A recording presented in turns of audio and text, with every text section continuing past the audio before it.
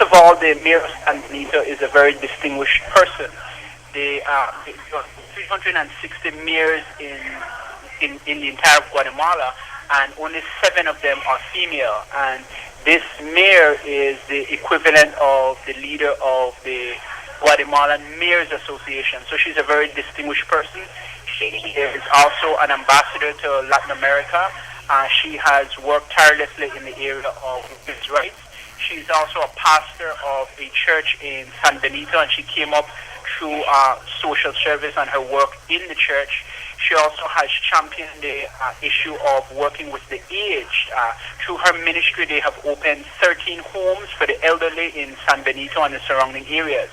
So I thought that it was significant for us to, in particular, recognize her individual accomplishments, notwithstanding the issue with Guatemala.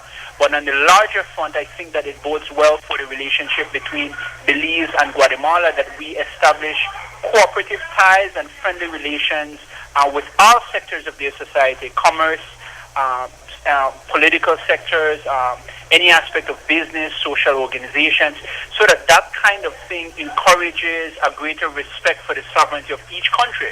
So contrary to your comment on the prevailing view, I actually think that the welcoming of this particular mayor and the extending a hand of friendship and the giving her of a key to Belize City helps Belize's interest, because it shows that we are a friendly nation and we want cordial and peaceful relationships with Guatemala. And the mayor had indicated her respect and admiration for Belize. One of the things which was of note is that she moved to Belize when she was 4 years old, and she lived in Belize for 15 years. So she grew up in Belize, and she currently has 2 sisters who currently live in the village of Cotton Tree. And all of this was shared. We talked a lot of mutual cooperation between our 2 countries at the municipal level, and she was able to share some of the strategies that they employed there in San Benito, and we likewise were able to share some of the things that we do in Belize.